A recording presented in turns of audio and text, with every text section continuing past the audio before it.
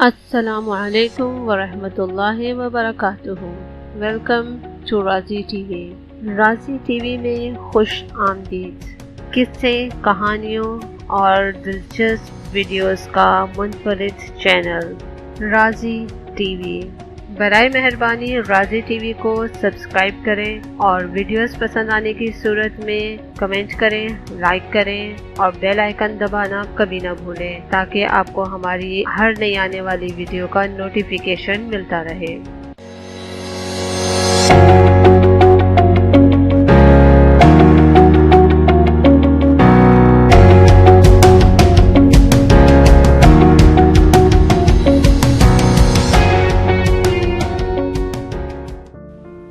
خالق کائنات، سائنسی حقائق کی روشنی میں۔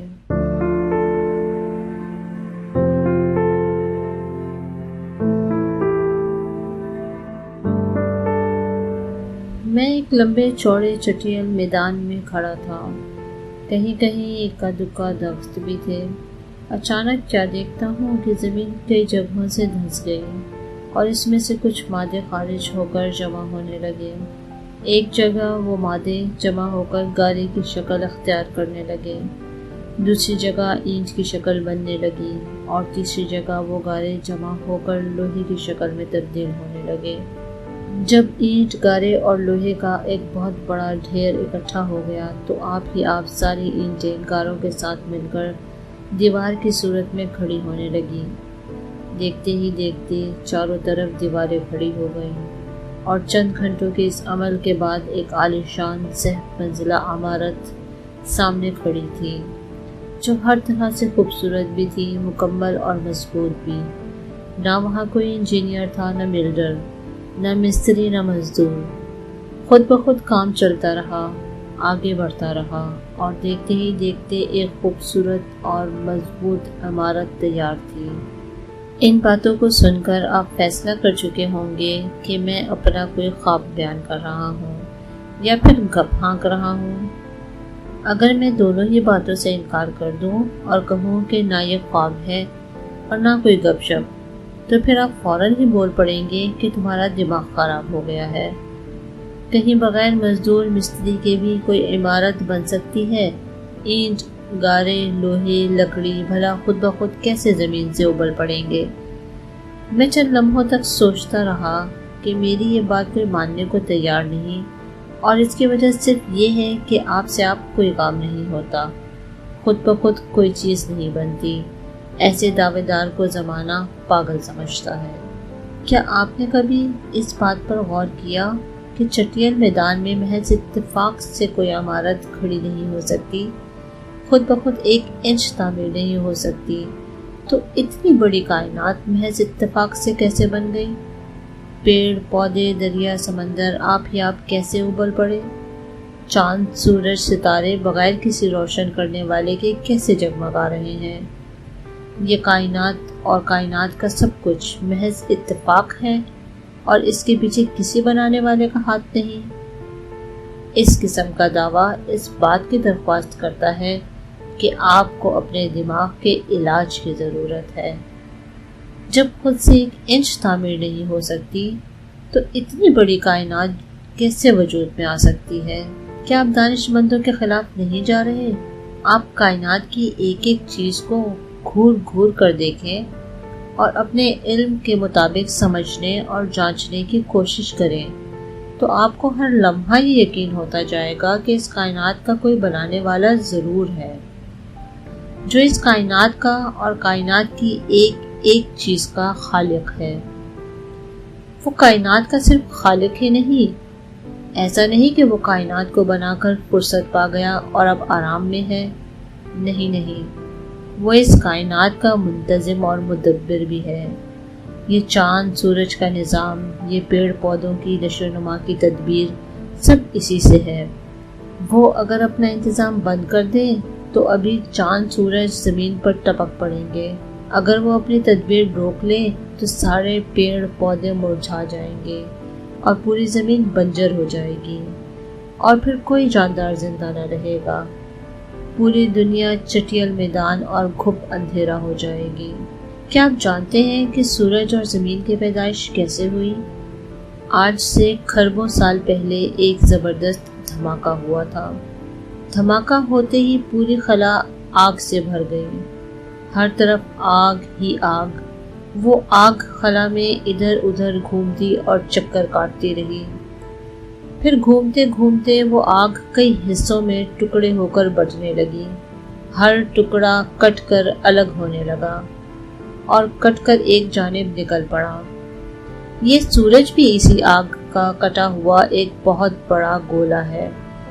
سورج کٹ کر الگ ہوا تو وہ بھی بدستور گھومتا رہا۔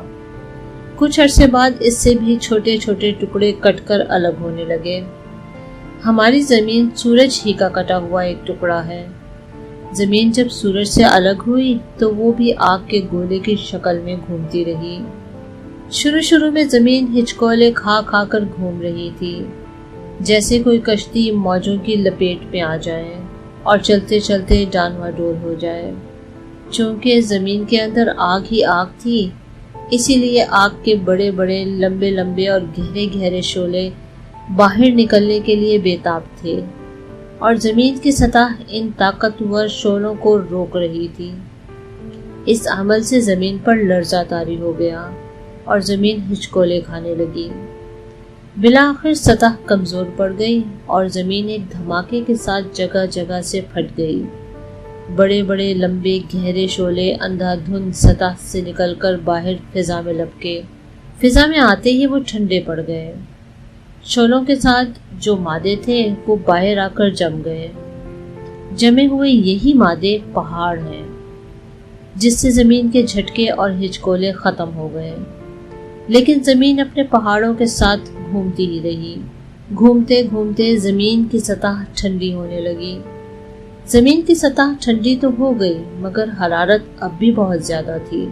اس وجہ سے اس سے اٹھنے والی بھاپ پانی بننے نہیں پاتی تھی۔ جب حرارت کچھ کم ہوئی تو بھاپ پانی میں تبدیل ہونے لگی اور زمین پر برسنے لگی۔ لیکن زمین پر اب بھی اتنی زیادہ حرارت تھی کہ وہ پانی زمین پر پڑتے ہی دوبارہ بھاپ بن کر اٹھ جاتا۔ زمین گھومتی رہی اور ٹھنڈی ہوتی رہی۔ بھاپ سے پانی اور پانی سے بھاپ بننے کا عمل جاری رہا، جہاں تک کہ زمین کی حرارت اس قدر کم ہو گئی کہ جب زمین کی بھاپ پانی بن کر برسی تو پانی زمین کے نشیبی علاقوں میں جمع ہونے لگا، جو آج جھیل، ندی اور سمندر کی شکل میں موجود ہے۔ اس طرح زمین پر جانداروں کے آباد ہونے اور ان کے زندہ رہنے کا انتظام عمل میں آیا۔ یہ سورج کا بننا اور اس سے زمین کا نکلنا اور پھر زمین کا رہائش کے لیے موزوں ہو جانا کیا محض ایک اتفاق ہے؟ اس کے پیچھے کوئی ارادہ کام نہیں کر رہا، ساتھ ساتھ کوئی قدرت نہیں لگی ہوئی، کسی تدبیر کا ہاتھ اس پر نہیں؟ اگر یہ محض ایک اتفاق ہے تو پھر ایسا کیوں نہیں ہوتا کہ جس طرح سورج سے کٹ کر پہلے ایک زمین بنی تھی، بعد میں بھی اسی طرح کوئی زمین کٹ کر الگ ہو جاتی؟ تخلیقی دور میں تو سورج سے کٹ کٹ کر کئی ایک سیارے بنے، لیکن پھر کسی دور میں سیاروں کی تخلیق کیوں نہیں ہوئی؟ یا مستقبل میں اس کا امکان کیوں نہیں کہ پھر کوئی سیارہ سورج سے کٹ کر وجود میں آتا؟ کوئی طاقت ضرور ہے جس نے سورج کو ٹکڑوں میں بٹنے سے روک رکھا ہے۔ اس کے پیچھے کسی کا ارادہ ضرور کام کر رہا ہے تاکہ زمین پر زندگی ممکن ہو سکے۔ اگر اب سورج کا کوئی حصہ کٹ کر الگ ہوا تو سورج کی روشنی اور حرارت میں فرق پڑ جائے گا۔ یا مستقبل میں اس کا امکان کیوں نہیں ہوا کہ پھر کوئی سیارہ سورج سے کٹ کر وجود میں آتا؟ کوئی طاقت ضرور ہے جس نے سورج کو ٹکڑوں میں بٹنے سے روک رکھا ہے۔ اس کے پیچھے کسی کا ارادہ ضرور کام کر رہا ہے تاکہ زمین پر زندگی ممکن ہو سکے۔ اگر اب سورج کا کوئی حصہ کٹ کر الگ ہوا تو سورج کی روشنی اور حرارت میں فرق پڑ جائے گا اور زمین کی زندگی بری طرح متاثر ہو کر تہس نہس ہو جائے گی۔ ضرور یہ کسی کی تدبیر اور کسی کا حسن انتظام ہے جو زمین کو پہلے ہی دن سے آج تک ضرورت بھر مناسب مقدار میں روشنی اور حرارت فراہم کیے جا رہا ہے۔ زمین جب ہچکولے کھا رہی تھی اور لگاتار جھٹکوں سے دوچار تھی تو اس کی سطح سے بہت سے پہاڑ نکل آئے۔ یہ سورج بھی تو آگ کا ایک سمندر ہے، یہ آگ کی بھیانک گرمی میں تپ کر ہچکولے کیوں نہیں کھانے لگا؟ اس پر لرزہ طاری کیوں نہیں ہوا؟ اس کی سطح سے بھی 2-4 پہاڑ کیوں نہیں پھٹ کر باہر نکل آئے؟ زمین کے لیے الگ سسٹم، سورج کے لیے الگ کوئی ہے، جبھی تو یہ دونوں اتنے منظم ہیں اور ایک دوسرے سے مختلف بھی، ورنہ اتفاق ٹھیک اس کے برعکس بھی ممکن تھا۔ جب زمین کٹ کر الگ ہوئی تو وہ گھومتے گھومتے کئی ارب سال پہلے ہی ٹھنڈی ہو گئی۔ یہ عمل اگر آپ سے آپ ہوا تھا تو سورج بھی گھومتے گھومتے آج کیوں نہیں ٹھنڈا پڑ گیا؟ یہ کس کا انتظام ہے کہ اس نے زمین کو ٹھنڈا کر دیا اور سورج کی حرارت میں ذرہ برابر فرق نہیں آنے دیا؟ اگر اتفاق سے سورج گھومتے گھومتے ٹھنڈا ہو گیا ہوتا تو زمین کی زندگی کا کیا حال ہوتا؟ کوئی تو ہے جو زمین کی زندگی کے لیے سورج کو کبھی ٹھنڈا نہیں ہونے دیتا۔ اگر یہ سب اتفاق ہے تو اس کائنات میں کبھی بھی کوئی اتفاق ہو سکتا تھا۔ اس صورتحال میں زمین والے کس امید پر اتنی ترقی کرتے اور آئندہ ترقی کے بے شمار منصوبے تیار کرتے؟ زمین جب پیدا ہوئی تو اسے برابر جھٹکے لگ رہے تھے اور وہ ہچکولے لے رہی تھی، تو اس کی روک تھام کے لیے پھٹ پھٹ کر زمین سے پہاڑ نکل آئے۔ زمین شدید جھٹکوں اور خطرناک ہچکولوں سے تو محفوظ ہو گئی، لیکن زمین کو اب بھی جھٹکے لگتے ہیں جو زلزلے کی صورت میں ظاہر ہوتے رہتے ہیں۔ آج ایسا کیوں نہیں ہوتا کہ زمین اپنے آپ کو ان زلزلوں سے محفوظ کرنے کے لیے پھر 2-4 پہاڑ اپنی سطح پر کھڑا کر دے؟ تخلیقی دور میں پہاڑ کے بننے کا عمل شروع ہوا اور اسی دور میں ختم ہو گیا۔ کیا اس سے یہ وضاحت نہیں ہوتی کہ کوئی اپنی سوچی سمجھی اسکیم کے تحت زمین کو پیدا کرنا چاہتا تھا؟ جتنے پہاڑوں کی زمین کو ضرورت تھی، جب اتنے کا انتظام ہو گیا تو اس نے پہاڑوں کو بنانے کا کام بند کر دیا، اور جب بند کر دیا تو کسی دور میں بھی کوئی ایک چھوٹا سا بھی پہاڑ برآمد نہیں ہوا۔ ورنہ جب یہ سب کچھ اتفاق سے تھا تو بعد میں بھی کئی 2-4 اتفاق ایسے ہو سکتے تھے۔ در حقیقت یہ سب کچھ اتفاق سے نہیں بلکہ کسی بہت بڑے حکمت والے کی تدبیر سے تھا۔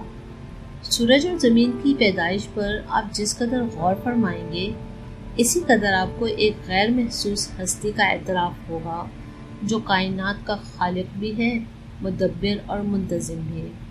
سورج اپنی پیدائش سے لے کر آج تک ایک ہی حالت پر برقرار ہے۔ اسے جس رستے پر ڈال دیا گیا اس پر آنکھ بند کر کے وہ چلا جا رہا ہے۔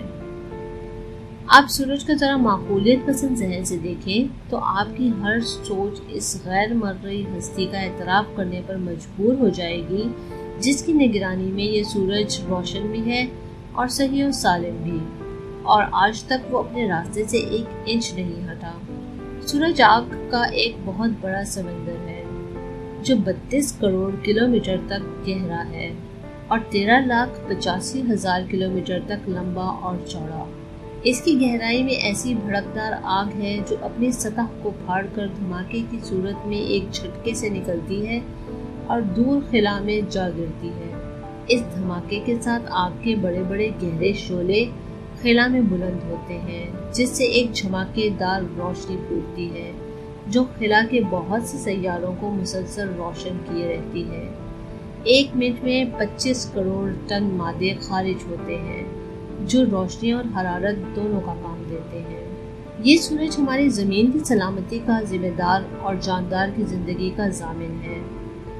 روز اول سے آج تک سورج زمین کی مخلوق کو یکساں فیض بانٹ رہا ہے۔ یہ اس میں کوئی کوتاہی کرتا ہے اور نہ کسی طرح کا کوئی نقصان پہنچاتا ہے۔ جو کچھ ہو رہا ہے سب بڑے حساب سے اور صحیح ہو رہا ہے۔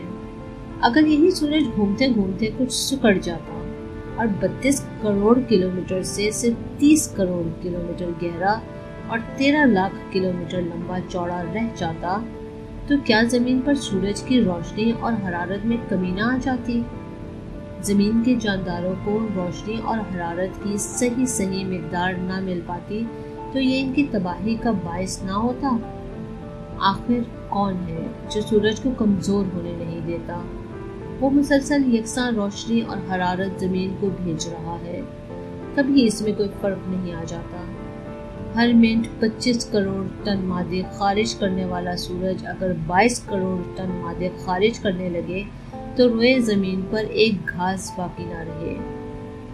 یہ کون ہے جو اس قدر ناپ تول کر زمین کو حرارت بانٹ رہا ہے؟ کبھی اس میں کوئی فرق نہیں آتا؟ کیا یہ محض اتفاق ہے اور یہ سب کچھ آپ سے آپ ہو رہا ہے؟ تو ضرور کبھی نہ کبھی اس حساب میں گڑبڑی ہو جاتی، لیکن روشنی اور حرارت کا ٹھیک حساب اور صحیح ناپ تول بتاتا ہے کہ یہ سب کسی بڑے حکمت والے کی تدبیر سے ہو رہا ہے۔ یوں ہی اگر سورج کی لمبائی، چوڑائی اور گہرائی میں موجودہ پیمائش کے لحاظ سے کچھ اضافہ ہو جائے یا 25 کروڑ ٹن کے بجائے 50 کروڑ ٹن مادے خارج ہونے لگے تو پوری دنیا جھلس کر راکھ ہو جائے۔ یہ کون ہے جس نے سورج کو کنٹرول کر رکھا ہے اور زمین کو سورج سے پیدا ہونے والی ہر تباہی سے بچا لیا ہے؟ 25 کروڑ ٹن خارج ہونے والے مادوں سے سورج کی سطح کا درجہ حرارت ہر وقت 12,000 فارنہائٹ رہتا ہے۔ اس کی روشنی 2,97,600 کلومیٹر فی سیکنڈ کی رفتار سے چلتی ہے، جو 8 منٹ 33 سیکنڈ میں زمین تک پہنچتی ہے۔ سورج کی سطح کا درجہ حرارت زمین کی سطح کے درجہ حرارت کا باعث ہے۔ اگر یہ درجہ حرارت بڑھ کر 4 گنا ہو جائے تو زمین کا درجہ حرارت 224 فارنہائٹ ہو جائے گا، جبکہ 212 فارنہائٹ پر پانی ابال کھانے لگتا ہے اور بھاپ بن کر اڑنا شروع ہو جاتا ہے۔ اس صورتحال میں زمین کے سارے سمندر، جھیل اور ندیاں بھاپ بن کر ہوا میں تحلیل ہو جائیں گی، یا اگر بھاپ بادل کی شکل میں جمع ہونا شروع ہوئی اور بادل برسا، پھر بھی زمین اپنے دامن میں پانی کی ایک بوند بھی نہیں روک سکتی، کیونکہ برسا ہوا سارا پانی فوراً ہی بھاپ بن کر دوبارہ اڑ جائے گا۔ اسی طرح بہت جلد ہی ہر جاندار پانی کے بغیر تڑپ تڑپ کر دم توڑ دے گا، پیڑ پودے شعلے اگلنے لگیں گے، جنگل آگ بھڑک اٹھے گی۔ یہ کون ہے جو سورج کے درجہ حرارت کو بڑھنے نہیں دیتا؟ ہمیشہ ایک متوازن درجہ حرارت جو زمین کی زندگی کا باعث ہے، اور اگر سورج کی سطح کا درجہ حرارت 12,000 فارنہائٹ ہی ہو مگر اس سے پیدا ہونے والی روشنی اور حرارت 8 منٹ 33 سیکنڈ میں نہ پہنچ کر 2 ہی منٹ میں زمین تک آنے لگے تو روشنی اور حرارت کی مقدار زیادہ ہوتی جائے گی۔ روشنی کی زیادہ مقدار سے صحت مند آنکھ کے خراب ہونے کا مسئلہ پیدا ہو جائے گا، حرارت ناقابل برداشت ہو جائے گی اور جانداروں کی ہلاکت کا امکان بڑھ جائے گا۔ ہم ایک زمانے سے دیکھتے چلے آ رہے ہیں کہ سورج روشنی اور حرارت کی ایک ہی مقدار آج تک زمین کو بھیجتا آ رہا ہے، نہ اس کی سطح کے درجہ حرارت میں کوئی کمی آتی ہے اور نہ زمین تک آنے کی رفتار میں۔ کیا عقل سلیم اس بات کو ماننے کے لیے تیار ہے کہ یہ سب کچھ خود بخود ہو رہا ہے؟ اس کے پیچھے کوئی طاقت کام نہیں کر رہی، نہ اس کا کوئی کنٹرولر موجود ہے۔ سورج اپنے محور پر برابر گھومے جا رہا ہے، 25 دن میں وہ اپنے محور پر ایک بار گھوم لیتا ہے۔ اس طرح وہ گھومتے گھومتے اپنے مدار میں آگے بڑھتا رہتا ہے اور 225 سال میں اپنے مدار کا ایک چکر لگا لیتا ہے۔ آج تک ایسا نہیں ہوا کہ سورج اپنا مدار چھوڑ کر ہماری زمین کے قریب آ جائے یا کہیں اور نکل جائے اور کسی سیارے یا ستارے سے ٹکرا جائے۔ سورج ہمیشہ ہماری زمین سے 14 کروڑ 88 لاکھ کلومیٹر کے فاصلے پر گردش کرتا ہے، نہ ایک سوت آگے بڑھتا ہے اور نہ ایک سوت پیچھے ہٹتا ہے، نہ زمین ہی کچھ آگے پیچھے ہوتی ہے۔ ایسا نہیں کہ ہماری یہ زمین چپ سادے کھڑی ہے، بلکہ یہ بھی خلا میں دوسرے سیاروں کی طرح بہت تیز دوڑ رہی ہے۔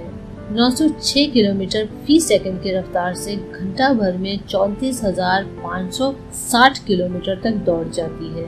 24 گھنٹے میں 8,29,440 کلومیٹر کی مسافت طے کر کے اپنے محور پر ایک بار گھوم لیتی ہے۔ زمین اسی رفتار سے گھومتی رہتی ہے اور اپنے مدار میں آگے بڑھتی جاتی ہے اور 365 دن 6 یا 5.5 گھنٹے میں اپنے مدار کا ایک چکر پورا کر لیتی ہے۔ اس طرح سال بھر میں 33 کروڑ 29 لاکھ 52,960 کلومیٹر کی مسافت طے کرتی ہے۔ اس قدر تیز رفتار زمین کبھی اپنا مدار چھوڑ کر سورج سے نہیں ٹکرا جاتی۔ سورج اور زمین کسی غلام کی طرح اپنے اپنے مدار میں چکر کاٹ رہے ہیں، کوئی ایک دوسرے کے مدار میں نہیں گھس جاتا۔ یہ کون ہے جو سورج اور زمین کو ایک ڈھرے پر چلا رہا ہے اور آپس میں ایک دوسرے کو ٹکرانے سے بچا رہا ہے؟ کوئی اندیکھی طاقت ہی تو ہے جو سورج اور زمین کو کنٹرول کر رہی ہے۔ نہ سورج کی رفتار سست پڑتی ہے اور نہ زمین دوڑتے دوڑتے تھکتی ہے۔ فرض کیجئے کہ زمین فی گھنٹہ 34,560 کلومیٹر سے نہ دوڑ کر چوتھائی رفتار سے دوڑے تو وہ ایک گھنٹے میں 8,640 کلومیٹر تک ہی پہنچ پائے گی۔ اسے 8,29,440 کلومیٹر کی مسافت طے کرنے میں پورے 96 گھنٹے لگیں گے۔ اسی طرح 48 گھنٹے کا دن اور 48 گھنٹے کی رات ہوگی۔ زمین جب 48 گھنٹے تک سورج کی گرمی میں تپتی رہے گی تو اس کا درجہ حرارت بڑھ کر 4 گنا ہو جائے گا۔ شدید گرمی کی وجہ سے جاندار اور پیڑ پودے خطرے میں پڑ جائیں گے اور پیڑ پودے جھلس اٹھیں گے، اور جب رات آئے گی تو رہی سہی کسر پوری ہو جائے گی۔ 48 گھنٹوں کی رات میں اوس کھا کھا کر پیڑ پودے گل جائیں گے اور جاندار ٹھٹر کر مر جائیں گے۔ سونے جاگنے کا پورا سسٹم بگڑ کر رہ جائے گا۔ کھانے پینے کے سامان غیر محفوظ ہو جائیں گے۔ لیکن کھربوں سال سے کبھی ایسا نہ ہوا کہ زمین دوڑتے دوڑتے تھک گئی ہو اور اس کی رفتار سست پڑ گئی ہو۔ یہ کون ہے جو زمین کو تھکنے نہیں دیتا؟ زمین مسلسل ایک رفتار سے چل رہی ہے تو بس چل رہی ہے۔ کس نے اس رفتار سے چلنے پر اسے مجبور کر رکھا ہے؟ یہ اتفاق ہے تو اتفاق کبھی ختم کیوں نہیں ہو جاتا؟ اگر یہ اتفاق ختم ہوا اور زمین اپنی مقررہ چال سے ہٹی تو زمین پر پائی جانے والی زندگی تباہ ہو کر رہ جائے گی۔ زمین اپنے تمام رونقوں کے ساتھ باقی رہے، زمین پر زندگی مسکراتی رہے، کیا یہ کسی کے چاہے بغیر ہو رہا ہے؟ زمین آج تک محفوظ ہے، کیا کسی حفاظتی تدبیر کے بغیر ہی محفوظ ہے؟ اس کا کوئی محافظ نہیں، اس کا کوئی نگران نہیں۔ 1,15,416 کلومیٹر لمبی چوڑی زمین کسی پاور کے بغیر ہی گھوم رہی ہے، کسی کنٹرول کے بغیر ہی ٹکرانے اور ٹکرا کر پھٹنے سے محفوظ ہے۔ زمین اگر موجودہ پیمائش سے 4 گنا بڑی ہوتی اور یہ 4,61,664 مربع کلومیٹر ہوتی تو موجودہ سورج ناکافی ہوتا۔ زمین کو روشنی اور حرارت کی پوری مقدار نہ مل پاتی اور نہ رات اور دن کا نظام صحیح چل پاتا۔ دن اور رات کے لگے بندھے نظام میں فرق آ جاتا۔ 24 گھنٹوں کی بجائے زمین 21 گھنٹوں ہی میں اپنے محور پر ایک بار گھوم لیتی۔ پورا ایک دن 24 گھنٹے کے بجائے 21 گھنٹوں کا ہوتا۔ اتنا نپا تلا حساب اور ایسا جانچا پرکھا نظام خود بخود ہو گیا ہے یا کسی کی اعلیٰ قدرتوں اور شاندار تدبیروں کا نتیجہ ہے؟ زمین ایک مناسب ڈیل ڈول اور شاندار قد و قامت کے ساتھ اپنے محور پر ٹھیک ٹھیک گھوم رہی ہے اور اپنے مدار میں آگے کی طرف بڑھتی جا رہی ہے۔ کروڑوں سال پہلے جس طرح گھوم گھوم کر زمین روشنی اور تاریکی بٹورتی تھی اور دن اور رات لاتی تھی، کروڑوں سال بعد بھی ہر نیا دن پرانے دن کی طرح اور ہر نئی رات پرانی رات کی طرح بال برابر بھی فرق نہیں ہے۔ زمین کی گردش میں حکمت و تدبیر کی ایک بات یہ بھی ہے کہ یہ زمین سیدھی کھڑی کھڑی نہیں گھوم رہی، بلکہ داہنی جانب جھک کر 23.5 ڈگری کا زاویہ بناتے ہوئے دکن سے اتر اور پورب سے پچھم کی طرف گھومتے ہوئے آگے بڑھ رہی ہے۔ زمین کا 23.5 ڈگری یہ جھکاؤ محض اتفاق نہیں ہے، بلکہ زمین کو آباد رکھنے کے لیے ایک سوچی سمجھی اسکیم ہے۔ اگر ایسا نہ ہوتا تو قطبین کے علاقوں میں ہمیشہ رات ہی رہتی۔ جھک جانے کی وجہ سے قطبین کے علاقے بھی روشن ہو جاتے ہیں۔ سورج کی روشنی اوپری سرے اور نچلی سطح تک بھی پہنچتی رہتی ہے۔ اگر یہ جھکاؤ نہ ہوتا تو سمندر سے اٹھنے والے بخارات سیدھے شمال اور جنوب کی طرف بھاگ کھڑے ہوتے۔ جھکاؤ کی وجہ سے اوپری سرے سے ٹکرا ٹکرا کر مشرق اور مغرب میں پھیلتے رہتے، اس لیے چاروں سمتوں میں بارش ہوتی ہے، ورنہ مشرق اور مغرب برسات سے کبھی لطف اندوز نہ ہو سکتے۔ اسی جھکاؤ کی وجہ سے چاروں جانب جاڑا، گرمی، بہار اور خزاں کے موسم بدل بدل کر آتے رہتے ہیں۔ اس قدر توازن اور اعتدال کے ساتھ ہماری زمین کو کس نے جھکا رکھا ہے؟ اگر یہ خود بخود جھک پڑتی تھی تو ذرا اور کیوں نہ جھک گئی؟ 23.5 کے بجائے پورے 50 ڈگری جھک گئی ہوتی یا سیدھی کھڑی رہتی، مگر چونکہ دونوں ہی صورتوں میں زندگی مشکل میں پڑ جاتی، اسی لیے جھکانے والے نے پوری تدبیر اور بھرپور حکمت سے اسے اس طرح جھکایا کہ زمین پر زندگی آسان ہو سکے۔ زمین اپنی پوری طاقت سے دوڑ رہی ہے اور سورج کے پھیرے کاٹ رہی ہے۔ کہتے ہیں کہ سورج کے اندر کشش ہے، وہ ہر سیارے کو اپنی طرف کھینچ رہا ہے۔ زمین پر بھی وہ اپنی کشش کا دباؤ ڈال کر اپنی طرف مستقل کھینچے جا رہا ہے، لیکن زمین کے اندر قوت گریز پائی جاتی ہے۔ سورج جس قدر زمین کو کھینچتا ہے، اسی قدر زمین اس سے بھاگتی جاتی ہے، جس کے نتیجے میں زمین گھومنے لگتی ہے۔ ہمارے نظام شمسی کے تمام سیارے چونکہ سورج ہی سے ٹوٹ کر بنے ہیں، اس لیے ان کے اندر بھی کشش موجود ہے اور یہ سب مل کر سورج کو اپنی طرف کھینچ رہے ہیں، مگر سب کی کشش اپنی اپنی جگہ پر کمزور ہے، اس لیے وہ سورج کو کھینچ نہ پا کر اس کے ارد گرد اس کی کشش سے گھومنے لگے اور سورج بھی ان سیاروں کی کشش سے متاثر ہو کر گھوم رہا ہے۔ کیا آپ کو اندازہ ہے کہ سورج میں کشش کی قوت کہاں سے آ گئی؟ اور جب یہ زمین کو کھینچنے لگا تو اس کے اندر گریز کی قوت کس نے ڈال دی؟ اگر یہ قوت گریز نہ ہوتی تو 9600 کلومیٹر کی رفتار سے ہماری زمین 1 سال 9 مہینے 12 دن 4 گھنٹے کے اندر اندر کھنچ کر سورج کے آگ بھرے گہرے سمندر میں چھلانگ لگا چکی ہوتی۔ یہ کون ہے جو زمین کو سورج میں گرنے نہیں دیتا؟ یہ کس کی روک ہے کہ سورج اپنے سیاروں کو کھینچ نہیں لیتا؟ اگر اس کے پیچھے کوئی طاقت کام نہ کر رہی ہو تو یہ توازن کبھی بھی بگڑ جائے اور تمام سیارے ایک دوسرے سے ٹکرا کر ایک دھماکے کے ساتھ سورج کی آغوش میں جا پڑے اور سورج دھماکے کے زور سے کسی دوسرے نظام شمسی میں کود پڑے اور پھر تباہیوں کا ایک نہ ختم ہونے والا سلسلہ ہو۔ تباہی کے اس بڑے امکان سے بچانے والا کون ہے؟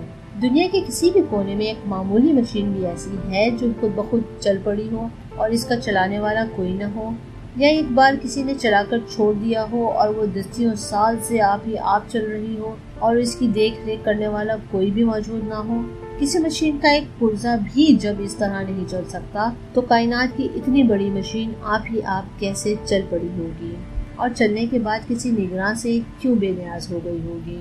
ضرور اس کائنات کو چلانے والا کوئی خالق بھی ہے اور اس کی دیکھ ریکھ کرنے والا کوئی باشعور منتظم بھی اور اعلیٰ صلاحیتوں کا مالک و مدبر بھی ہے۔ کیا آپ یہ سمجھتے ہیں کہ سورج اور زمین اپنی پوری صحت و سلامتی اور اعتدال و توازن کے ساتھ آپ ہی آپ پیدا ہو کر اپنے اپنے مدار میں دوڑنے لگے اور ہماری یہ زمین جانداروں کی زندگی اور پیڑ پودوں کی نشو و نما کے لیے ہر طرح سے سازگار ہو گئی؟ یہ زمین اس وقت تک کسی لائق نہیں ہو سکتی تھی جب تک کہ اس کے لیے 2 اضافی انتظامات نہ کر دیے جاتے، ایک ہوا کا انتظام، دوسرا اوزون کا۔ ہوا اور اوزون ہی کی وجہ سے تو زمین پر زندگی ممکن ہو سکی۔ یہی وجہ ہے کہ جس سیارے پر ہوا اور اوزون کا انتظام نہیں، وہاں زندگی بہرحال مشکل ہے بلکہ محال۔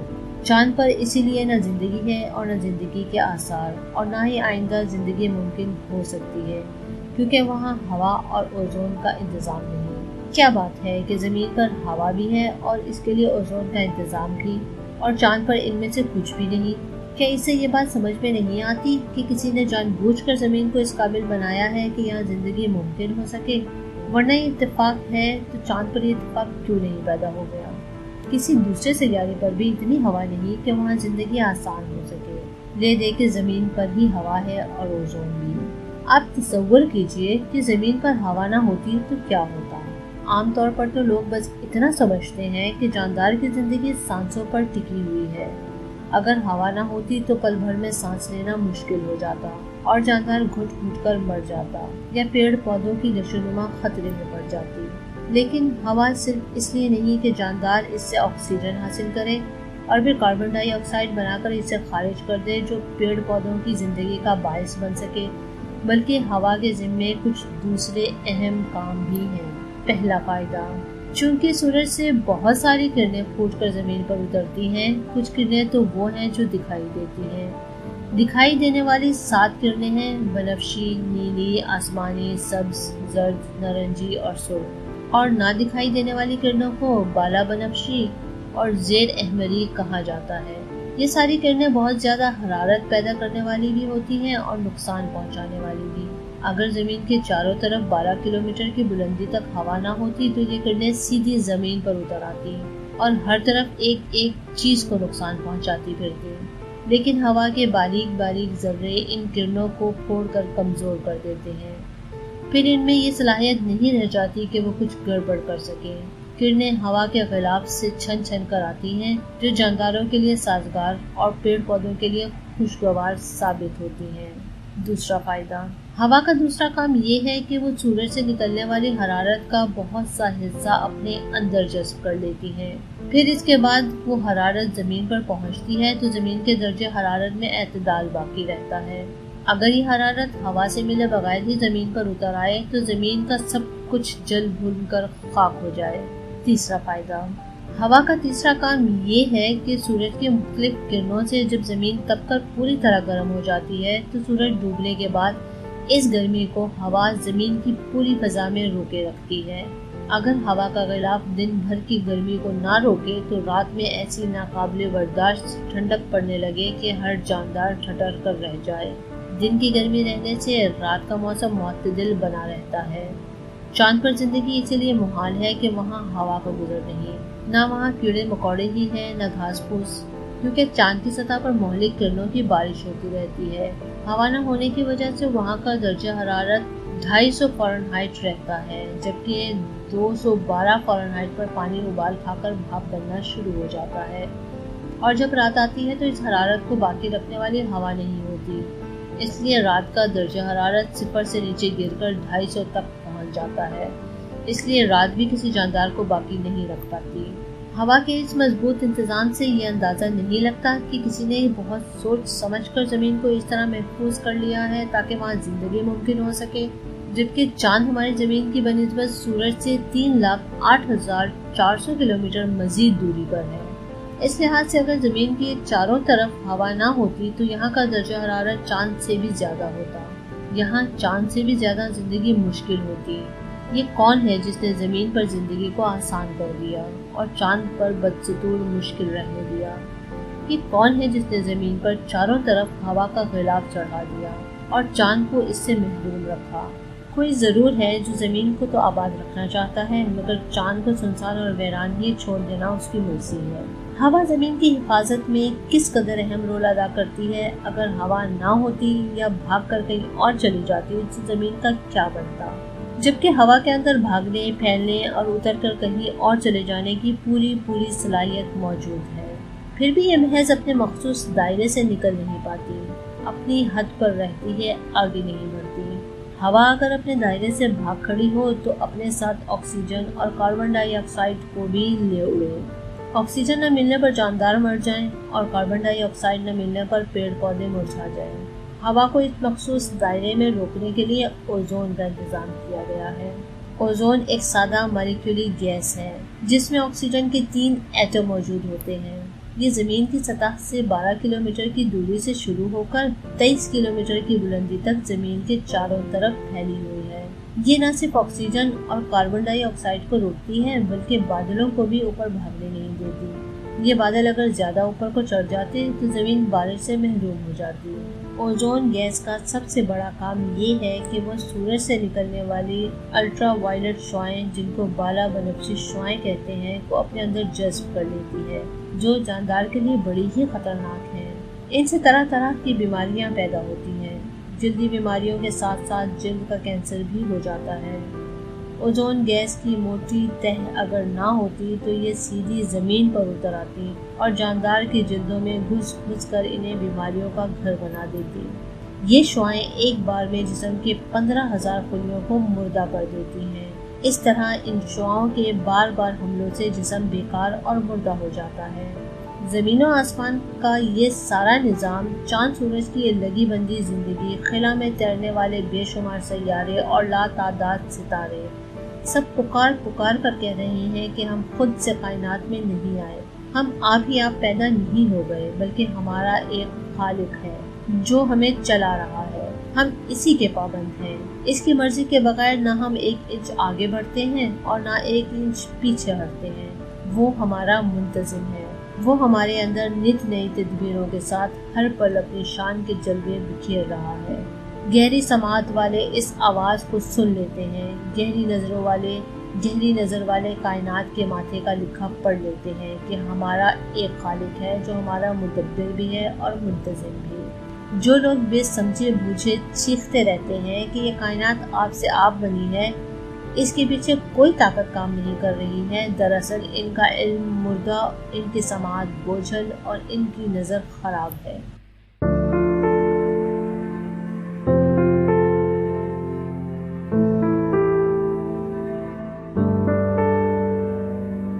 یہ لوگ اگر کائنات کی وسعتوں کو دیکھ کر پڑھ نہیں سکتے اور نہ اس کے موٹے موٹے لفظوں کو سمجھ سکتے ہیں تو کم از کم اپنے آپ ہی کو دیکھ لیں، اپنا جسم دیکھیں، اپنے جسم کا نظام دیکھیں، چلنا پھرنا، اٹھنا بیٹھنا، سونا جاگنا، کہنا سننا، ہنسنا بولنا، غرض یہ کہ اپنی ایک ایک حرکت کو نوٹ کریں اور پھر اس میں دماغ لگا کر سوچیں کہ کیا یہ سب کچھ آپ ہی آپ ہو رہا ہے یا اس کے پیچھے کوئی طاقت بھی ہے۔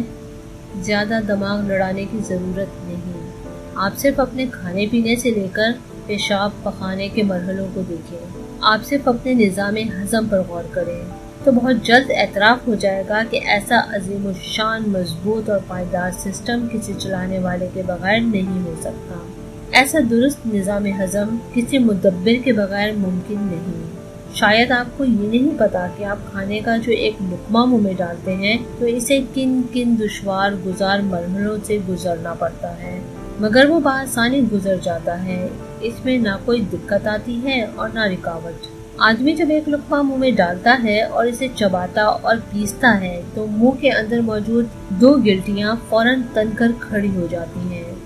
دو زبان میں، دو گالوں میں اور دو کنپٹی کے قریب یہ ساری گلٹیاں چکنی اور لیس دار رطوبت خارج کرتی ہیں، منہ میں لعاب بننے لگتا ہے۔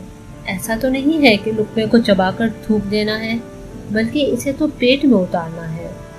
گلٹیاں اگر منہ میں لعاب پیدا نہ کریں تو یہ لقمہ ہرگز پیٹ میں نہ اتر سکے گا اور گلے میں اٹک کر رہ جائے گا۔ کسی بڑے حکیم ہی نے تو منہ کے اندر لعاب پیدا کرنے کا عمل جاری کیا ہوگا۔ کیا کسی انسان کے بس میں ہے کہ وہ الگ سے 1 ملی گرام ہی صحیح لعاب پیدا کر کے دکھائے؟ وہ کون ہے جس نے خاص سسٹم سے منہ میں لعاب پیدا کرنے کا عمل جاری کیا ہے؟ پھر وہ لقمہ لعاب کے ساتھ گھل مل کر اور دانتوں تلے پس کر پتلا اور چکنا ہو کر 10 انچ لمبی کھانے کی نالی سے سیدھے معدے میں پہنچتا ہے۔ لقمہ ہمیشہ ایک خاص راستے سے گزر کر ہی معدے میں پہنچتا ہے، کبھی ایسا نہیں ہوتا کہ وہ اپنا راستہ بھول جائے اور ادھر ادھر نکل جائے۔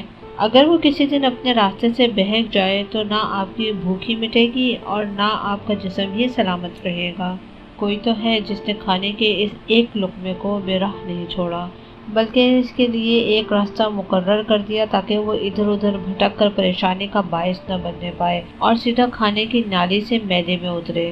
معدہ مشکیزی کی شکل کا ایک چھوٹا سا کمرہ ہے جو 12 سے 15 انچ لمبا اور 14 انچ چوڑا ہوتا ہے، وزن میں 125 گرام۔ معدے سے کھٹے میٹھے قسم کا رس ہمیشہ رستا رہتا ہے۔ جیسے ہی چبایا ہوا لقمہ اس میں گرتا ہے، معدہ اسے اپنے رس کے ساتھ ملا کر آٹے کی طرح باریک باریک پیسنا اور پکانا شروع کر دیتا ہے۔ پیستے پیستے معدہ جب زیادہ گرم ہو جاتا ہے تو اسے ٹھنڈا کرنے کے لیے پانی کی ضرورت محسوس ہوتی ہے، تب یہیں پر آدمی کو پیاس لگتی ہے اور وہ پانی پیتا ہے۔ پھر معدہ پیس کر اس کی چپچپاہٹ کو دور کر کے وہ دودھیا رنگ کے شیرے جیسا بنا دیتا ہے۔ پھر معدہ اس پورے شیرے کو 2 حصوں میں تقسیم کر کے صاف ستھرا اور پتلا رس جگر کو بھیج دیتا ہے اور بچا کھچا دلچٹ آنتوں کی طرف سرکا دیتا ہے۔ معدہ اپنا یہ کام 4-5 گھنٹوں میں ٹھیک ٹھیک انجام دے لیتا ہے، نہ اس میں کوئی گڑبڑی ہوتی ہے اور نہ اسے کوئی دقت پیش آتی ہے۔ اگر معدہ اس کام کو کرنے سے انکار کر دے اور وہ کھانے کو اپنے اندر جوں کا توں روکے رکھے، نہ اس کو پیس کر شیرے کی شکل دے اور نہ آگے بڑھائے تو ظاہر ہے کہ آدمی کچھ دنوں کے بعد مریل نظر آنے لگے گا۔ آخر معدہ کس کے حکم کا پابند ہے؟ کس کے اشارے پر رات دن چلتا رہتا ہے؟ اتنی ذمہ داری سے کس کا کام کرتا چلا آ رہا ہے؟ ظاہر ہے معدے کا یہ عمل خود بخود نہیں، ورنہ کبھی تو وہ چلتے چلتے رک جاتا، کرتے کرتے تھک جاتا، یا معدہ پیسنے اور شیرہ بنانے کا کام تو ٹھیک ٹھاک کرے لیکن کام پورا ہونے کے بعد ایک ذرہ وہ آگے نہ بھیجے، सब अपने ही पास रोके रखे, या भेजे भी तो सारे का सारा शीरा जिगर में पहुंचा दे, या सिर्फ आंतों में उंडेल दे, या जिगर का हिस्सा आंतों को भेज दे और आंतों का हिस्सा जिगर को। अगर मैदा इस तरह उल्टा पुल्टा काम करने लगे तो जल्द ही पूरा जिस्म मौत का निवाला बन जाएगा। लेकिन मैदा अपने काम में कोई उलट फेर नहीं करता। वो हमेशा एक लगी बंदी तरतीब के साथ पूरे ढंग से काम करता रहता है। ये कौन है जो मैदे को उलट फेर करने नहीं देता, ना तरतीब उलटने देता है, ना बेढंगापन करने देता है? इसे किसने मजबूर बना रखा है? ये किसका इंतजाम और किसकी तदबीर है? जरूर कोई है जो इस कदर देख देख कर और नाप तोल कर मैदे का पिसा हुआ शीरा आंतों को और जिगर को बांटता रहता है। मैदे में दाएं और बाएं सिरे पर 2 सुराख भी होते हैं। बाएं सिरे के सुराख से खाने की नाली जुड़ी रहती है और दाएं सिरे का सुराख छोटी आंत से मिला रहता है। खाने की नाली से ग़िज़ा मैदे में पहुंचती है और मैदा इसे पीस कर तिलछिट को दाहिने सुराख से आंत में भेज देता है। यहाँ एक और करिश्मा भी है। आंत वाले सुराख में एक दरवाज़ा सा होता है। इसका काम ये है कि जो तिलछिट मैदे से आंत में पहुंच जाता है वो इसे पलटकर मैदे में आने से रोक रखता है। ये दरवाज़ा इस सुराख में कितना अहम काम करता है। अगर सिरे से ये दरवाज़ा ही ना होता या होता मगर काम न करता तो बड़ी गड़बड़ी होती रहती। बार बार तिलछिट आंत से वापस मैदे में आ जाता। इस तरह निज़ाम हज़म में ज़बरदस्त खलल पड़ जाता। ये कौन है जिसने दाहिने सुराख में एक दरवाज़ा लगा दिया है? किसकी ताकत से वो इतने अहम काम को बिल्कुल सही करता है? ज़रूर कोई अनदेखी ताकत है जिसके दबाव में हमारा ये मैदा काम करने पर मजबूर है। मैदे की बांट कभी बंदर बांट नहीं होती कि आंतों और जिगर के हिस्सों में कुछ कमी ज्यादती हो जाए। दोनों को सही नाप तोल के साथ पूरा हिस्सा मिलता है। जब बारीक बारीक रगों के जरिए मैदे का निचोड़ा हुआ साफ सुथरा रस जिगर को मिलता है तो जिगर यहाँ अपना काम शुरू कर देता है। गोश्त जैसे बेगनी शक्ल के जमे हुए खून का ये एक आजू है जो जिस्म में दाएं जानिब की निचली पसलियों के नीचे मैदे के ऊपर रखा हुआ है। वजन में 1200 ग्राम से लेकर 1700 ग्राम तक, लंबाई 10 से 12 इंच, चौड़ाई 2 इंच। ये जिगर मैदे में आए हुए रस को पकाना शुरू करता है। ये रस जब खूब पक लेता है तो ऊपर झाग उठने लगता है। इसी झाग को सफरा कहते हैं। नीचे जो तिलछिट रह जाती है इसका नाम सौदा है और बीच का खूब पका हुआ हिस्सा खून होता है और इसमें जो कुछ कच्चा रह जाता है इसे बलगम कहते हैं। इस तरह जिगर उस रस को पकाकर 4 तरह का मिक्सचर तैयार करता है, सुफरा, सौदा, बलगम और खून। और जो कुछ बचा कुचा रह जाता है उसे गुर्दे में डाल देता है जो मसाने के रास्ते से पेशाब बनकर खारिज हो जाता है। सफरावी मादा एक मुनासिब मकदार में पित्ता की थैली के अंदर जमा हो जाता है जो जिगर की दाहिनी तरफ वाक़ है। खून इन सब मिक्सचर्स के साथ एक खास रास्ते से गुजरकर बदन की रगों में दौड़ जाता है, फिर वहाँ पकने का अमल होता है और बेकार हिस्सा पसीना बनकर बाहर निकल आता है और साफ सुथरा खून लंबी चौड़ी और मोटी पतली रगों से होता हुआ पुरपेश, महीन और बारीक बारीक रगों में उतर आता है। फिर रगों के मुंह से एक एक आजू पर बहता है। हर आजू को खून का वही हिस्सा और इतनी ही मिकदार पहुंचती है जो इसे दरकार होती है। चुनाचे फेफड़े में खून का वो हिस्सा पहुंचता है जिसमें सौदा की मिकदार ज़्यादा होती है और गोश्त बनने में खून ही की मिकदार ज़्यादा होती है, जिससे अज़ा परवरिश पाते हैं और इनकी अच्छी नशोनुमा होती है। उधर पित्ते में जो सफरावी मादा जमा होता है वो लबलबा की नाली के साथ मिलकर छोटी आंत के 12 इंगश्ती हिस्से में पहुंचता है और लबलबा की नाली से सफ़ेद थूक के मानिंद एक रतूबत निकलती है। ये दोनों मिलकर छोटी आंत में पड़े तिलछिट को हजम कर देते हैं। इस तरह से इसके 2 हिस्से हो जाते हैं, एक पतला दूसरा मोटा। पतला हिस्सा छोटी आंत में जज्ब हो जाता है जो इस आंत की परवरिश में काम आता है और मोटे हिस्से को छोटी आंत धीरे धीरे बड़ी आंत में उतार देती है। 5 फुट लंबी ये बड़ी आंत छोटी आंत से शुरू होकर पकाने के मुकाम पर ख़त्म हो जाती है। बड़ी आंच में पहुंचकर वो हिस्सा फुजला बनकर पकाने के मुकाम से बाहर आ जाता है। अगर छोटी आंच तिलछिट को हजम करके आंच में ना पहुंच जाए तो दोबारा खाने के लिए इसमें खाली जगह ना रहेगी, तो फिर तरह तरह की बीमारियां पैदा होंगी, आज़ा कमज़ोर होंगे, कब्ज़ की शिकायत पैदा होगी, ब्लड प्रेशर हाई होगा गशी, दर्द सर, आँख और नाक की मुख्तलिफ बीमारियाँ और तरह तरह की तकलीफ़ें शुरू हो जाएंगी। छोटी आंत हजम का काम इस वक्त अंजाम देगी जब इसे पित्ता का सफरावी मादा हासिल होगा। सफरावी मादा इस वक्त पैदा होगा जब जिगर खून बनाने और पकाने का काम करेगी। जिगर को खून इस वक्त मिलेगा जब मैदा ग़िज़ा का रस निकालकर साफ सुथरे हिस्से को जिगर तक पहुंचाएगा। ग़िज़ा को रस बनाने का काम मैदा इसी वक्त करेगा जब मैदा दुरुस्त हो और ठीक ठाक काम कर रहा हो। ये सारी कड़ियाँ आपस में एक दूसरे से इस तरह मजबूत जुड़ी हुई हैं कि अगर कोई एक कड़ी भी कमज़ोर या ख़राब हुई तो इसका बुरा असर पूरे निज़ाम हज़म पर पड़ेगा। ये है मजबूत और मुस्तहकम निज़ाम हज़म। खाया हुआ एक लुक़मा किस तरह खून बनकर पूरे जिस्म में दौड़ता फिरता है और आज़ा की परवरिश करता है। एक शख्स ने तो सिर्फ खाने का एक लुक़मा उठाकर मुंह में डालकर चबा लिया था। क्या इसके बाद का इतना लंबा चौड़ा काम खुद ब खुद होता जा रहा था? एक लुक़मा उड़कर आपके मुंह में खुद ब खुद नहीं आ सकता था, आपको इसे उठाना और चबाना पड़ा। तो क्या आपकी अकल इस बात को जायज़ समझती है कि लुक़मा चबाने से 1000 गुना मुश्किल और बड़ा काम खुद ब खुद हो गया होगा? नहीं, हरगिज़ नहीं। ये एक मुदब्बिर का बनाया हुआ निज़ाम हज़म है। वही इस निज़ाम हज़म का खालिक भी है और मुंतज़िम भी। जिस तरह जिस्म में खून बनने का निज़ाम मौजूद है, वैसे ही खून की सफाई और इसके दौरान का भी निज़ाम कायम है। यह खून जो एक सयाल है, हरकत और हरारत की बुनियाद पर साफ सुथरा रहता है और जिस्म को ठंडा नहीं होने देता। अगर ऐसा ना हो तो खून गंदा होकर बहुत सी बीमारियों को जन्म देगा और ठंडा होकर मौत के मुंह में धकेल देगा। खून की हरकत और हरारत का ये सिस्टम फेफड़े और दिल के अमल से कायम है। दिल के 2 खाने होते हैं, बीच में एक दीवार होती है। ये दोनों एक साथ फैलते हैं और एक ही साथ सिकुड़ते हैं। दाहिना खाना जिस्म के गाढ़े स्याह खराब खून को जमा करके फेफड़ों को भेजता है।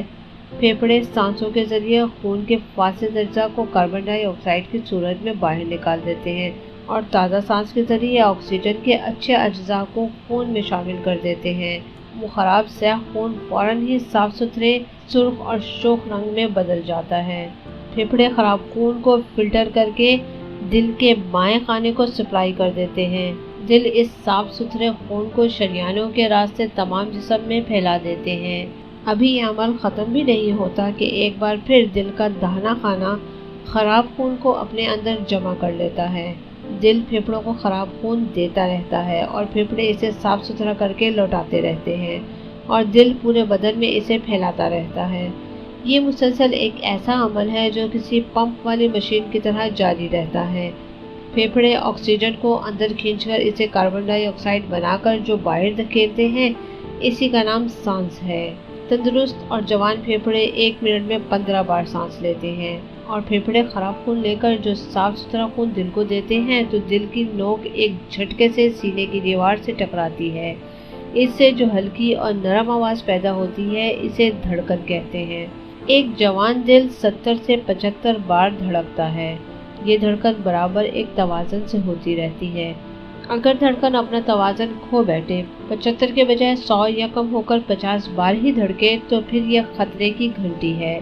या फेफड़े फिल्टर और सप्लाई का काम धीमा कर दें या इनके अमल में कोई रुकावट पैदा हो, तो ये सब तकलीफ दे बीमारियों के पेश खेमे हैं। ये फेफड़े क्यों फैलते और सिकुड़ते हैं? ये दिल क्यों धड़कता रहता है? फेफड़ों के अंदर ये एतदाल और दिल में इतना तवाज़न कहाँ से आया है? इस कदर हैरत अंगेज़ और मुस्तहकम निज़ाम के जिसके बंद हो जाने से इंसान मुर्दा किसका कायम किया हुआ है? ये सब कुछ खुद ब खुद हो रहा है। मौत आने से ये निज़ाम रुक क्यों जाता है?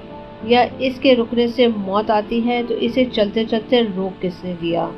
कभी ऐसा क्यों नहीं होता कि ये निज़ाम बंद हो जाने के 2-4 दिन बाद फिर शुरू हो जाए? ये सारे सवालात कह रहे हैं कि इसके पीछे कोई इत्तेफाक कार फरमा नहीं, बल्कि कोई बड़ी ताकत है जो अपनी मर्जी से हिकमत भरे अंदाज में इस निज़ाम को चला रही है। जब तक उसकी मर्जी है ये निज़ाम चल रहा है, इसे रोकने वाला कोई नहीं, और जब उसकी मर्जी ख़त्म तो ये निज़ाम भी बंद, इसे दोबारा शुरू करने वाला कोई नहीं। अगर इंसान अपने जिस्म के इस हैरत अंगेज़ निज़ाम ही पर गौर करे तो इसे एक ऐसी ताकतवर हस्ती का ज़रूर एतराफ़ हो जाएगा जो इस कायनात को भी अपनी तदबीर और अपने इंतज़ाम से चला रही है। جب 70-75 کلو گرام کا یہ جسم اس کے بغیر نہیں چل رہا تو اتنی بڑی کائنات اس کے بغیر کیسے چل پڑی ہے؟ کیا انسان کا یہ حیرت انگیز جسم اس بات کی گواہی نہیں دیتا کہ وہ اتفاق سے نہیں بلکہ پوری پلاننگ سے بنتا ہے؟ وہ خود بخود نہیں بلکہ زبردست حکمت اور پوری تدبیر کے ساتھ پیدا ہوا ہے۔ 75 کلو گرام کا یہ 2 فٹ لمبا جسم جب خود بخود نہیں بن سکتا تو اتنی لمبی چوڑی کائنات محض اتفاق سے کیسے ہونے لگی؟ کائنات کی ایک ایک چیز بول رہی ہے کہ ہمارا وجود محض اتفاق نہیں بلکہ خاص حکمت کا نتیجہ ہے۔ ہم خود بخود نہیں بلکہ سوچی سمجھی اسکیم ہیں۔ انسان تو بہت دور کی بات ہے، کیڑے مکوڑے، چرند پرند، حقیر سے حقیر جانور بھی اپنے خالق کا پتہ دیتے ہیں۔ مکھیاں کس قدر حقیر سمجھی جاتی ہیں، مگر انہی مکھیوں میں ایک شہد کی مکھی بھی ہے۔ اس کا وجود، اس کے جسم کی بناوٹ، اس کے رہن سہن کے طریقے سب بتاتے ہیں کہ یہ کوئی آٹومیٹک سسٹم نہیں بلکہ کوئی کرنے والا اور کوئی بنانے والا ہے جو اس حکمت اور اتنے منظم انداز میں کرتا چلا جا رہا ہے۔ شہد کی مکھی جب اپنا چھتا بنانا چاہتی ہے تو پہلے وہ اڑ اڑ کر زمین کا دورہ کرتی ہے، اس کے بعد کسی مناسب جگہ کا انتخاب عمل میں آتا ہے، پھر وہ تنکے چن چن کر لاتی ہے اور اس سے ایک ایسا گھر بناتی ہے جس کے اوپری حصے میں روشن دان ہوتے ہیں تاکہ اندر روشنی آ سکے۔ ضرورت کے وقت گھر کو مکمل کرنے کا سسٹم بھی ہوتا ہے۔ رات کے وقت بارش اور شبنم سے بچنے کے لیے وہ اپنے گھر کو مکمل کر دیتی ہے۔ نمی سے بچنے کے لیے گھر کی دیواروں پر موم کے خانے رکھ دیتی ہے، پھر اس کے بعد انڈے دیتی ہے۔ ہر تیسرے ہفتے میں 2000 سے 12000 تک انڈے دیتی ہے، پھر اس میں سے چھوٹے چھوٹے بچے نکلتے ہیں جو موم کی گدی جیسی گول نما چیز پر سوتے ہیں۔ ان کی نشو نما ہوتی ہے۔ ان کے جسم کے 3 حصے بنتے ہیں۔ اگلے حصے میں گول سر ہوتا ہے، بیچ کا حصہ مربع مکعب ہوتا ہے اور آخری حصہ مخروطی 4 پاؤں 2 ہاتھ۔ اس طرح ان کا جسم شکل مسدس کے ضلعوں کی طرح برابر برابر ہوتا ہے۔ جب وہ کھڑے ہونے لگتے ہیں تو ان کے کاندھوں پر 4 پر نکل آتے ہیں۔ پوری نشو نما پانے کے بعد جب وہ اڑنے پھرنے کے قابل ہو جاتے ہیں تو اپنی روزی کی تلاش میں پھولوں کی طرف نکل پڑتے ہیں۔ پھولوں کے نچلے حصے کا رس چوس کر بالوں کی بنی ہوئی ایک ٹوکری میں رکھ کر حفاظت سے لاتے ہیں۔ کئی میل تک ادھر ادھر اڑنے پھرنے کے باوجود سیدھے اپنے گھر میں آتے ہیں، کہیں راستہ نہیں بھولتے۔ چوسا ہوا رس شہد ہو جاتا ہے۔ وہ اس شہد کے ایک حصے سے موم بناتے ہیں اور دوسرے حصے سے چھوٹی مکھیوں کے کھانے کی روٹیاں۔ یہ شہد کی مکھیاں ہیں اور یہ روزی روٹی کے لیے ان کی بھاگ دوڑ۔ آپ ذرا ان مکھیوں کے طریقہ کار میں خوب دماغ لگا کر بتائیے کہ آج تک بڑے بڑے ماہر نباتات کو بھی پتہ نہ چل سکا کہ کس پھول میں اور پھول کے کس حصے میں شہد ہوتا ہے۔ رس کو شہد میں تبدیل کرنے کا طریقہ کیا ہے؟ تو ان مکھیوں کو کس نے بتا دیا کہ فلاں فلاں پھول کے نچلے حصے میں شہد کا رس ہے؟ انہیں رس کو شہد میں تبدیل کرنے کی تھیوری کہاں سے معلوم ہو گئی؟ وہ کون سا ہنر ہے جس سے وہ شہد سے موم نکالتی ہیں اور پھر اسی سے چھوٹی مکھیوں کی غذا تیار کرتی ہیں؟ انسان جو ان مکھیوں سے علم و ہنر میں کروڑوں درجے آگے ہے، بلکہ دونوں کا آپس میں کوئی موازنہ ہی نہیں، لیکن بیچارہ انسان آج تک شہد کی ایک بوند نہ بنا سکا۔ یہ کون ہے جس نے شہد کی ایک حقیر سی مکھی کو اتنا بڑا ہنر دے دیا ہے؟ یہ کس کا انتظام ہے کہ پھول کا رس شہد میں تبدیل ہو جاتا ہے؟ رس کا شہد میں تبدیل ہو جانا جس قدر حیرت انگیز ہے، اسی قدر شہد سے موم اور موم سے چھتا تیار ہونے کا عمل بھی بہت حیرت انگیز ہے۔ شہد کا چھتا ایک شاندار کاریگری کا زبردست کمال ہے۔ شہد کی مکھی کسی انجینئر کی طرح اپنا چھتا تیار کرتی ہے۔ ایک انجینئر جب کسی عمارت کا نقشہ تیار کرتا ہے تو پہلے زمین کی صحیح پیمائش کر لیتا ہے تاکہ عمارت بننے کے بعد زمین کا کوئی حصہ ضائع نہ ہو جائے، اور کھڑکی دروازوں کا صحیح رخ بھی سمجھ لیتا ہے تاکہ عمارت ہر طرح سے محفوظ اور خوبصورت ہو۔ شہد کی مکھی کا چھتا بھی کسی انجینئرنگ کا نمونہ ہوتا ہے۔ یہ ایک مسدس گھر ہوتا ہے جس کے تمام ضلع اور زاویے برابر برابر ہوتے ہیں۔ ایک انجینئر اپنی پیمائش میں غلطی کر جاتا ہے مگر یہ مکھی ضلع اور زاویے بنانے میں کبھی غلطی نہیں کرتی۔ کیا یہ حیرت انگیز نہیں؟ شہد کی مکھی ایک چھتے میں 20,000 سے 30,000 تک کھانے بناتی ہے۔ کیا یہ کاریگری کا کمال نہیں؟ غریب ان پڑھ شہد کی مکھی کو اتنی بڑی کاریگری کہاں سے ہاتھ آ گئی؟ ایک عقل مند اور تیز ذہن کا انسان برسوں جھک مارتا ہے تب کہیں اسے تعمیر کا فن آتا ہے۔ اتنا باریک اور محنت کا فن کیا مکھی کو خود بخود آ گیا؟ نہیں، اسے بھی بتانے اور سکھانے والا کوئی ہے۔ یہ وہی ہے جس نے مکھی کو پیدا کیا اور چھتے کی تعمیر کا فن سکھایا۔ ہاں، یہ وہی ہے جس نے حقیر سے مکھی کو بھی پیدا کیا ہے اور اتنی بڑی کائنات کو بھی۔ مکڑی کے جالے خالقیت کے نمونے۔ شہد کی مکھی سے زیادہ حقیر مکڑی ہے، مگر وہ مکھی سے بھی حیرت انگیز کارنامے انجام دیتی ہے۔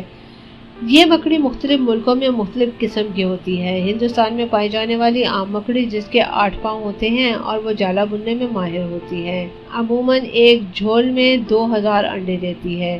افریقہ میں پائی جانے والی مکڑی کی ایک ایسی قسم ہے جو انڈوں کے بجائے ایک تھیلی جنتی ہے جس کے اندر کئی ہزار انڈے موجود ہوتے ہیں۔ تھیلی پھول کر 2 ہفتے میں باجرے کے دانے کے برابر ہو جاتی ہے، پھیلتے پھیلتے پھٹ جاتی ہے اور انڈوں کے بچے یکایک کسی ریلے کی صورت باہر آ جاتے ہیں۔ مکڑی کے جسم سے نکلنے والا لعاب دار تار روئی اور ریشم سے زیادہ نرم ہوتا ہے، مگر یہ باہر کی فضا میں آتے ہی سوکھ جاتا ہے۔ یہ تار دم کے پاس موجود 4 سوراخوں سے نکلتا ہے۔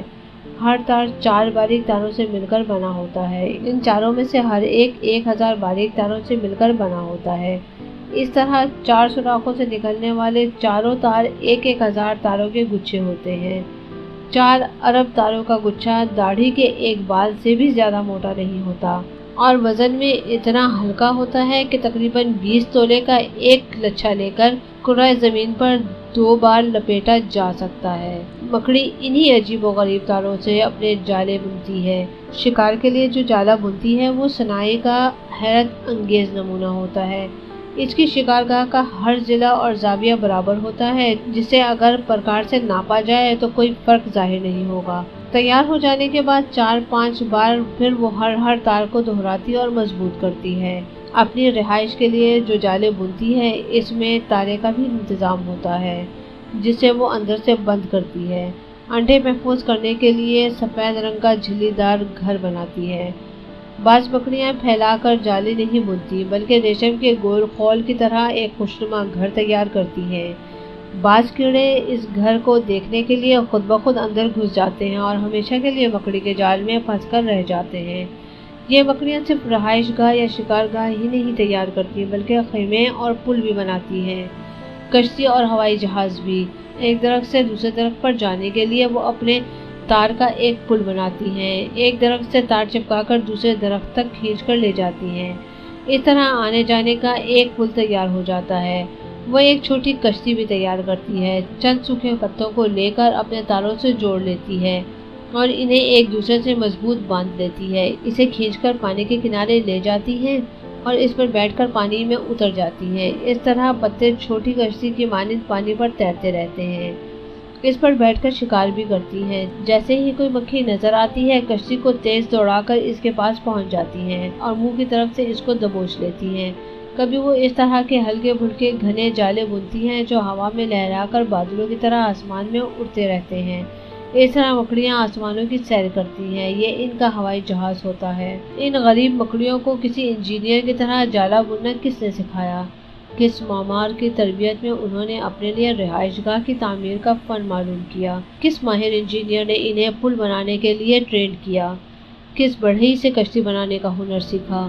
اور کس سائنسدان نے انہیں جہاز بنانے کی تھیوری پیش کی؟ یہ بیچاری ان پڑھ مکڑیاں یہ سارا کام کیوں انجام دیتی ہیں؟ اس قدر عجیب و غریب اور حیرت انگیز کارنامے خود بخود تو نہیں ہو سکتے۔ ضرور کوئی ہے جس نے انہیں ایک ایک کام کا سلیقہ اور ایک ایک چیز کا ہنر دیا۔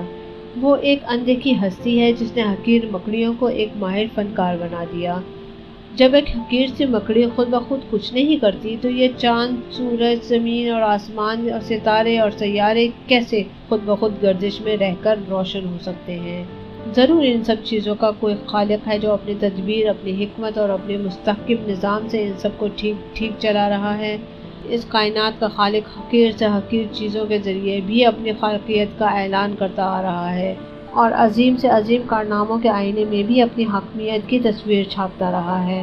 ایک صحیح الدماغ، ہوشمندانہ اور صاحب نظر انسان کہیں نہ کہیں ضرور خالق کو پا لیتا ہے اور اس کی اعلیٰ حکمت، عمدہ تدبیر اور مستحکم نظام کا اعتراف کیے بغیر نہیں رہتا۔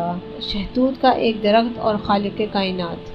ایک شہتوت کے درخت کو دیکھیے، اس کے سارے پتے ایک جیسے ہوتے ہیں، رنگ، بو، مزہ اور طبیعت سب کی ایک جیسی، لیکن جب اس پتے کو کرمپیلا یعنی کہ ریشم کا کیڑا کھاتا ہے تو اس کے لعاب سے ریشم نکلتا ہے، شہد کی مکھی چوستی ہے تو اس کے رس سے شہد بنتا ہے، ہرن کھاتی ہے تو اس کے نافے میں مشک پیدا ہوتا ہے، اور بکری کھاتی ہے تو مینگنی نکالتی ہے۔ جب اس پتے کی طبیعت ایک تھی تو کس نے اس ایک سے اتنی مختلف چیزیں پیدا کر ڈالی؟ یہ کس کی تدبیر کا کرشمہ ہے؟ کوئی تو ہے جس نے ایک معمولی سے پتے کو بھی اپنی حکمتوں سے بھر دیا ہے۔ جب ایک پتا بھی اس کی تدبیر سے باہر نہیں تو اتنی بڑی کائنات کیسے اس کے نظام کے بغیر چلنے لگی؟ یقیناً وہ کائنات اور کائنات کے ایک ایک ذرے کا خالق بھی ہے اور مدبر بھی۔ کائنات کے اسی خالق اور مدبر کا نام اللہ ہے۔ حضرت امام شافعی رحمۃ اللہ علیہ نے جب اس دلیل کو دہریوں کی ایک جماعت کے سامنے پیش فرمایا تو وہ سب تڑپ کر واہ واہ کرنے لگے، اور اسی وقت آپ کے ہاتھ پر مسلمان ہو کر خالق کائنات کے آگے جھک گئے۔ آئیے ہم بھی اسی خالق کائنات وحدہ لا شریک کی بارگاہ میں سجدہ ریز ہو جاتے ہیں اور پڑھتے ہیں سبحان رب العالی، سبحان رب العالی، سبحان رب العالی۔